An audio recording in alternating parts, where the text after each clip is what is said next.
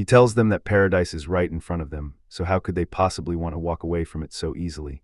To hype them up, he hands over a pair of binoculars and tells them to see for themselves the luxury and wealth Zhang is living in. One of the villagers grabs the binoculars, takes a look, and is so blown away that he tells the others he can't believe the level of luxury he's seeing. Another villager takes the binoculars, looks through them, and starts raving about seeing 2 whole roasted squabs and the kind of gourmet food they haven't laid eyes on in months. Still, the villagers aren't stupid enough to just throw their lives away, which is why one of them suggests they call in Chum. With his ability, he could clear all the snow away and expose any traps underneath. But this comment makes the old man's face flush with anger. He snaps at them, calling them cowards who rely on a little kid for everything. He adds that whoever wants to leave can get the hell out, but he's staying right here and will finish the raid on the estate all by himself. Obviously, the villagers get offended and tell the old man they'll prove they aren't cowards. They vow to break into the estate and drag Zhang by the neck right now. The old man is practically jumping for joy, confident they can raid the mansion. Little does he know that his stubborn pride is about to get his family and all his men killed. After that, we see the thieves throwing snowballs at the ground, successfully revealing some of the animal traps. They get super happy, thinking they might actually pull it off this time. They keep throwing snowballs and disarming traps until they are less than 50 meters away from Zhang's house, getting that rush of impending victory. But they don't know they shouldn't be celebrating this early. We see Zhang chuckling, remarking that they've gotten way too close to the third line of defense, landmines. On the other side, the villagers pull out their short-range rifles, saying they'll kill Zhang if he tries to stand in their way. As for Zhou and Mei, who are watching the whole thing, mixed emotions take over. Zhou knows for a fact that Zhang can take out all these guys, especially after what she saw at Building 25. Mei, on the other hand, is completely terrified, muttering that they're going to die today.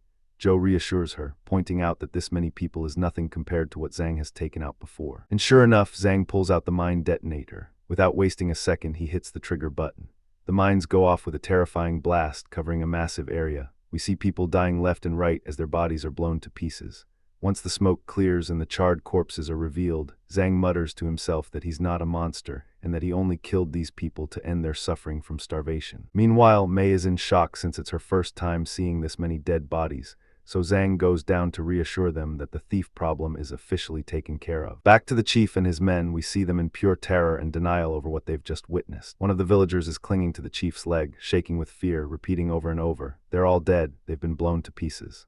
The old patriarch can't take it anymore and collapses to the ground as his knees give out. He starts screaming that Zhang is a monster and couldn't possibly be human, wondering how anyone could kill so many people in cold blood just because they wanted some resources. While the patriarch is losing his mind, Zhang climbs back out the window, but this time, he's holding his overpowered bow. He knocks his arrows immediately, mentioning that he's been training really hard lately and can now fire 3 arrows at once. With incredibly high accuracy and speed, he charges them with his void energy, and with just 3 arrows, he takes out 3 people, hitting them with precise headshots. He keeps going after the rest of the villagers like a madman without stopping. Even the hunters with rifles start dropping like sheep. Panic spreads through the crowd and they start running in absolute terror. Meanwhile, the patriarch is slapping himself in the face, realizing that everything that happened is entirely his fault. If only he had listened to Chum from the very beginning, all these people wouldn't have died. Right then, Zhang coldly aims right at the old man, deciding to eliminate the village chief to completely crush their morale. But suddenly, he's caught off guard when a tornado blocks his attack before it reaches the patriarch. Zhang smiles, saying he knew Chum wouldn't just stand by and let the chief die, and he switches to his sniper rifle because arrows won't be very useful against Chum's ability. On the other side of the battlefield, Chum activates his ability and tells everyone to run away quickly because he can't maintain this kind of magic for long. Back to Zhang, we see he decides to close the distance since he can't reach Chum from this far away. He puts on his protective gear, tells the 2 girls he's stepping out to take out a few guys, and heads right out. Chum is standing there feeling relieved, thinking Zhang left and isn't going to chase them. But his joy doesn't last long when he hears the sound of a vehicle approaching. Of course, it's Zhang's overpowered snowmobile. He's leaning out the window, feeling like Vin Diesel, firing away. He explains that he's targeting the villagers who are furthest away from Chum since they aren't protected. Within moments, Zhang gets close enough to Chum and tries to attack him directly, but Chum's defensive field deflects the bullet, making it whiz right past him. A villager speeds by on a snowmobile and tells Chum to jump on quickly. Zhang thinks this is his golden opportunity to get rid of the only ability user they have left. Meanwhile, Chum starts using his ability to summon tornadoes to block Zhang's attacks. But it turns out our protagonist has a completely different plan in mind. He decides to take out the rest of the villagers since Chum's ability only covers a small area. We see Zhang picking them off one by one with a bullet, driving forward as if nothing happened. After all, Zhang figures that if he kills enough villagers, Chum is bound to lose his cool and stop to fight him directly. The chase continues for a long time. Zhang tries to take down as many villagers as possible, which makes Chum feel frustrated and weak because he can't save anyone. But then Chum gets an idea to stall Zhang's vehicle. He pushes his ability to the max, aiming it at the ice on the ground in front of the snowmobile. The ice begins to crack, blocking Zhang's path and forcing our guy to stop his pursuit as his vehicle gets stuck in the ice. Still, being the relentless guy that he is, he tries to take out as many of them as possible before they get away. Once they are far enough away, Zhang calms down and notes that fighting Chum on the ice will be incredibly difficult from now on. If Chum's power had been just a bit stronger, the ice would have shattered completely, causing Zhang's vehicle to plunge into the freezing water and ending him. Back home, Joe asks Zhang if he managed to take out the ability user who attacked them. He replies that he unfortunately couldn't because Chum's only goal was to escape and he didn't even attempt to fight back. Mei relaxes a bit and tells Joe to do her job and get back to the kitchen. When we cut back to Wujia village, we see everyone in a state of high anxiety after seeing. The number of people who made it back was way smaller than the group that left. In fact, most of the villagers who died were left lying right in front of Zhang's place. Moments later, someone runs up to Chum and tells him to come along quickly because the patriarch, who is on his deathbed, wants to say something to him before he passes. But when Chum gets there, the crowd is already gathered outside the old man's house, demanding to know why he didn't go with the men to help them when they raided the estate. When he tries to ignore them, they start yelling at him, blaming him for the deaths of their families. At that point, the second patriarch steps in, trying to calm everyone down and saying that this kind of negativity won't help anyone during such a tough time. He turns to Chum and tells him to go inside, as the chief has been waiting for him.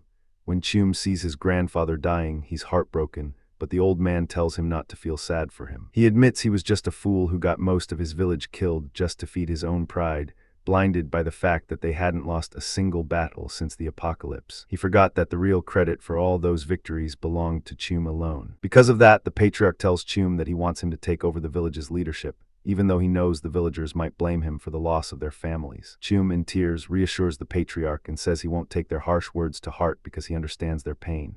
He tells the old man to rest easy and let him handle everything from here on out. Moments later, the patriarch closes his eyes for the last time. Chum lets out a loud scream of grief and helplessness, which lets the rest of the villagers know the chief has died, and they all break down in tears. Time passes and we see a heartbroken Chum standing there, reflecting on how heavy the responsibility of the village is on his shoulders. He's terrified that Zhang might seek revenge and attack their village. If that happens, no one would be able to stop him, and the whole village would be wiped off the map. But his train of thought is interrupted when he spots an anime-style girl looking at him from a distance. When he walks over to see what she wants, she asks if he is Chum, the chief's grandson.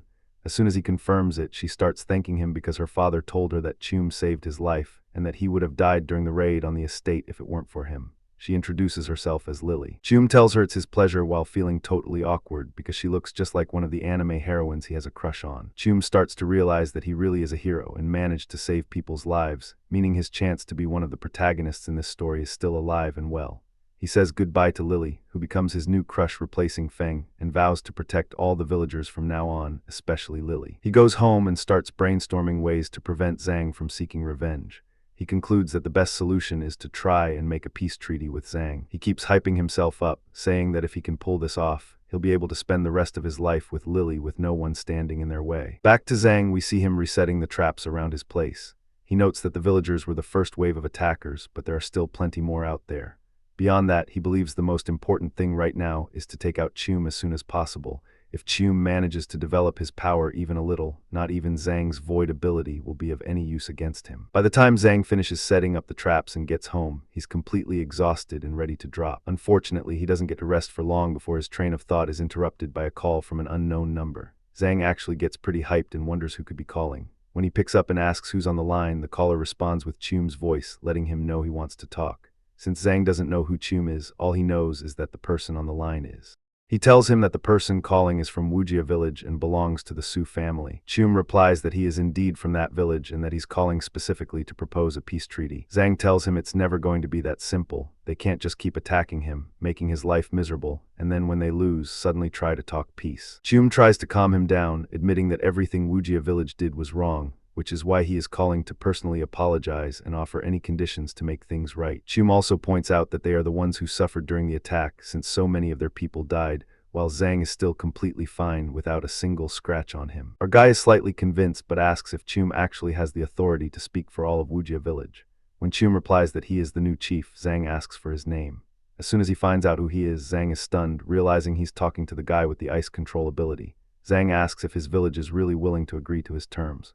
Once Chum says he'll do whatever it takes as long as it's within his power, Zhang drops a bombshell. He wants Chum and Chum alone. While Zhang is thinking to himself that it's better to get Chum on his side rather than kill him, Chum misunderstands and says he can't give himself to him because he isn't Netflix. Zhang quickly sets the record straight, telling him not to let his imagination run wild. He's talking about his power. Zhang adds that he wants Chum to come to the estate alone to discuss the peace treaty, warning him that if he doesn't show up, Zhang will hunt them down and wipe them all out as soon as possible. Chum tells Zhang to take it easy and points out that if Zhang gets their village on his side, they could help him out in the future. After all, their village is right next to Yanchi City, so if anyone ever tries to attack Zhang's place, they could help defend it. Zhang just laughs, replying that his biggest and most dangerous enemies right now are the people from Chang City, specifically Chum's Wujia village. Zhang says he'd have to be an idiot to let them live after they tried to kill him and steal his food, so they have to pay for what they did. Because of that, if Wujia village really wants a peace treaty, they need to be ready to make sacrifices and risk their lives in return. Zhang makes it crystal clear that he doesn't care about any of the villagers except Chum. If Chum agrees to come over and talk, there's a big chance his village will survive. If he refuses, it only means one thing. Zhang will head to the village soon to eliminate any future threats. Panicking, Chum pleads with Zhang to calm down, telling him that he's ready to show up whenever and wherever Zhang wants. Zhang tells him he wants to meet tomorrow at 2:30 p.m. so the weather will be a bit warmer, and immediately hangs up. Chum drops to his knees, his face turning pale with terror, thinking Zhang is definitely going to kill him on sight without even giving him a chance to negotiate. Still, he knows he has to go, because if he doesn't, Zhang is just going to come over and end him anyway in a few days. On the other side, Zhang sits back, realizing he has a pretty good idea of what Chum's powers are, and decides that Chum isn't a threat to him right now. Even though Chum's power might become incredibly strong in the future, Zhang still prefers the idea of recruiting someone that powerful rather than just killing him. Torn on what to do, Zhang decides to test Chum when he arrives. If Chum passes, Zhang will let him live and take him under his wing. With that, Zhang goes to get some sleep so he can be sharp and focused for the meeting tomorrow and properly figure out whether or not he's going to let him live. The next day, Zhang is standing by the window with his sniper rifle, waiting for Chum to arrive. Moments later, Chum finally shows up. Zhang spots him through the scope and notes that he is well within range, meaning he could take him out whenever he wants. But as Chum is walking, he trips over his own heels and falls. Zhang can't help but laugh, but he quickly calms himself down, reminding himself that you shouldn't judge a book by its cover. Right after that, though, Chum trips and falls like a total dork a second time. This makes Zhang say the kid looks like a literal clown, and he's sure Chum is super nervous and terrified of him, which is why he's stumbling around. So Zhang puts the rifle down, muttering that the kid looks completely harmless, and decides to go out to meet him. At that exact moment, Chum calls Zhang's phone, telling him that he's standing right outside his place but is too scared to get any closer for fear that the traps on the ground might kill him. Zhang replies, "Look in front of you, you idiot, I'm already here." Hearing this, Chum starts to shake and asks if he is the legendary, overpowered Zhang everyone's talking about. Zhang confirms it and asks what he wants. Chum starts explaining that he came to propose a peace treaty because continuing this conflict between them is completely pointless. Zhang is confused and asks, "Are you kidding me, man? What's your deal? You attacked me first and then tell me the battle was pointless. What is this?" Chum feels embarrassed and says, "You know what? You've got a point, Mr. Zhang."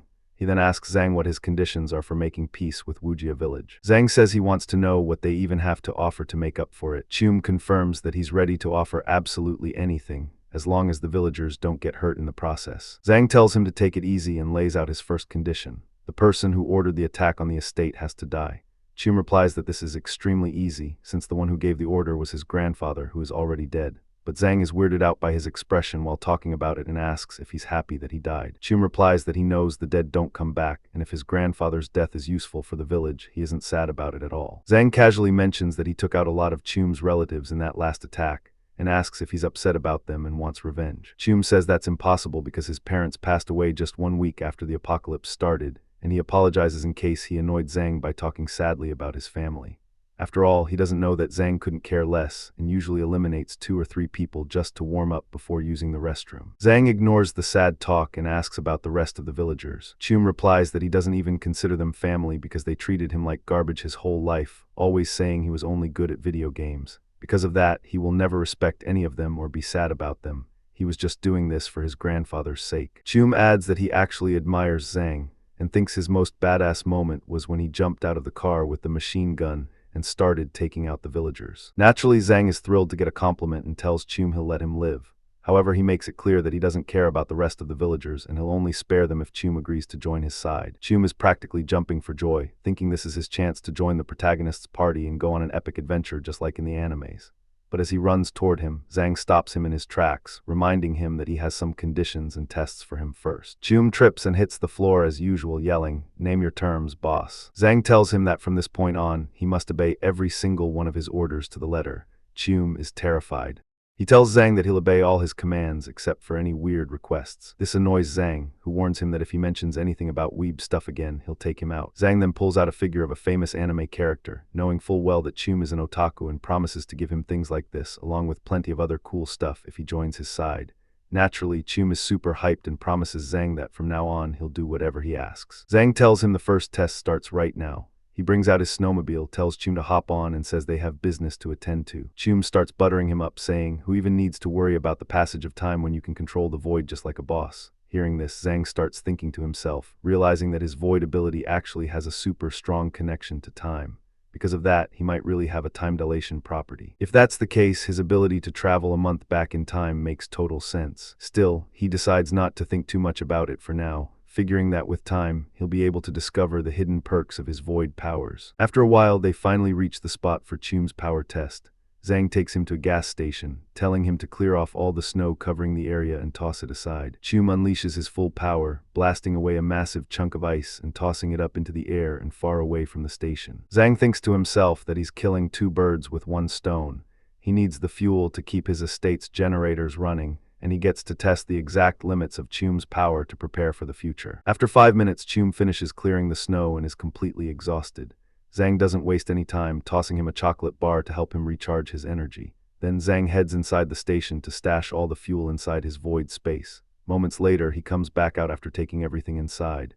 Chum immediately starts sucking up to him again, saying, "Man, your power is ridiculously overpowered." Zhang is curious and asks Chum if he ever went with his villagers to gather resources from places covered in snow like this gas station. Chum explains that they live in a remote village, and since their local shops are few and far between, all the resources were depleted long before the snow hit. On top of that, the weather is freezing, and they don't have snowmobiles like his. Because of that, it was nearly impossible for them to travel anywhere far using just the basic sleds pulled by their dogs. Zhang reassures him, telling him not to worry about traveling to remote places, since he's got the vehicles to take them anywhere they want, whenever they want. He hands Chum a bag full of resources and tells him that as long as he works for him, he'll be living the high life. Chum is absolutely thrilled, thanking Zhang. "Thank you so much, boss." He hops into the vehicle, promising that he will never betray him. On the way back, Zhang asks him how he first awakened his power. Chum, blushing a bit, tells him the whole story. He says he used to eat a ton of food until his parents passed away. After that, he fell into a severe depression and decided to end his life. He lay in bed, promising himself he wouldn't eat another bite until he died. Sure enough, after starving himself for a while, he completely passed out, but right before dying, he woke up with the ice and snow control ability. Zhang barely holds back a laugh, thinking to himself that it's the first time he's ever seen someone try to commit suicide by starving themselves. When they get back to Zhang's place, Chum asks if Zhang could drop him off at the village while he's at it. Zhang tells him he can't because the village path has too much ice with freezing lakes underneath, and if the ice cracks, he could plunge the vehicle into the freezing water and die. But truth be told, Zhang was afraid that Chum might be the one to betray him and end up dropping him into one of those freezing lakes using his powers, or even take him out afterward. But Zhang still gives Chum a lot of resources as a gift, while pointing out that the villagers haven't eaten decent food in a while. Therefore, if they find out that he has all this food and supplies, they might attack him to take it. When Chum heads back down, Zhang thinks to himself that he's doing this to keep Chum away from his village and bring him closer to his own side. Zhang figures that if this works, he'll have all the intel from Wujia village right in his pocket. Plus, if any of them try to betray him and raid the estate again, Chum will let him know immediately. When Chum gets back and tells his second grandfather what happened, the old man gets furious and yells at Chum, "Who told you to make decisions like this all by yourself?" Chum replies that Zhang's power is way greater than they could ever imagine, and that it's better for them to be friends with him since they can't possibly beat him. The grandfather snaps back, "Aren't you ashamed of yourself, boy, talking about a peace treaty? If you'd just come with us to raid his estate the last time, we would have taken him out easily." He then accuses Chum of being the reason the old patriarch and a large number of villagers are dead, arguing that Chum should be trying to get revenge instead of cooperating with the guy who took them out. Chum tells him that he promised the late patriarch he would protect the village, and he believes the best way to ensure their safety is a peace treaty with Zhang. Annoyed, the grandfather yells, "You don't get a say, you little wimp. He reminds Chum that he is the new chief and that his word is law. But then, realizing he shouldn't alienate Chum, the grandfather puts a hand on his shoulder, changes his tone, and speaks gently. He says he knows Chum has a good heart, but these decisions are dead wrong and could lead the village straight to ruin.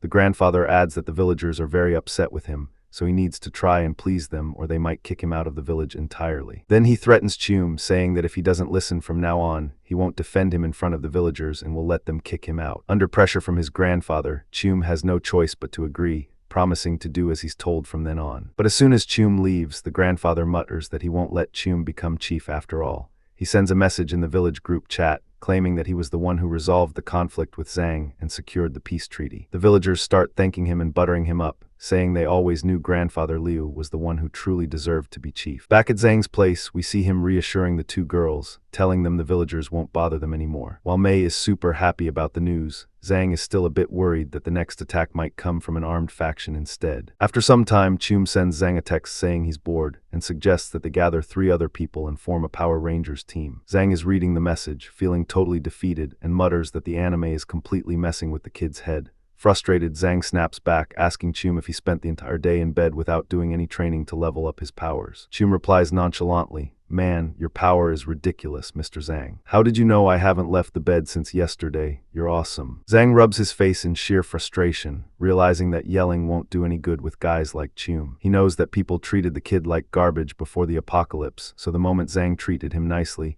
Chum got overly attached to him and wouldn't get upset even if Zhang scolded him. Because of this, Zhang sets his phone to auto-reply, so it responds to Chum's messages with preset automated answers. Our guy heads over to the control room to check if there are any new messages. Once he finishes, he gets lost in thought, worrying that if someone manages to hack these central computers, it could ruin their lives, seeing as those systems control the whole house, from the electricity right down to the defense system. Over in one of the estate's rooms, we see Mei pleading with Joe for help, telling her that Zhang loves her and will definitely listen to her. Mei wants to bring her sister to live with them, but she's afraid Zhang will say no.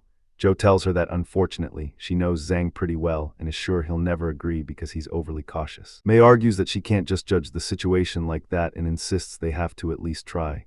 She adds that if Joe won't help her, she'll beg Zhang herself and make him agree. Joe tells Mei to cut the crap and stop trying to trick her, because she knows exactly what Mei and Zhang are up to behind her back. While they're talking, Zhang walks in and overhears them. Right at the moment, Mei asks Joe if she's going to help or not. Zhang enters and says, "Man, what's with all the annoying noise late at night?" He asks them what they're doing, and Mei tells him they're just talking about a simple family issue. Zhang sits down next to her and tells her to spill everything, since they agreed before not to keep secrets from each other. Mei starts explaining what happened, letting him know that some people from her family reached out to her.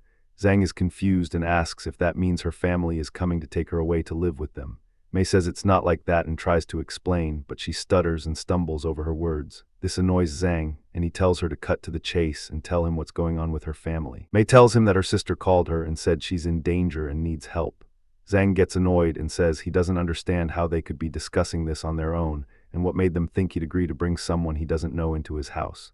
Mei starts begging him to help her sister, since she's the only family she has left. Joe also tries to step in and plead with him, but he gives them a flat refusal, pointing out that leaving the estate to go that far puts his life in serious danger.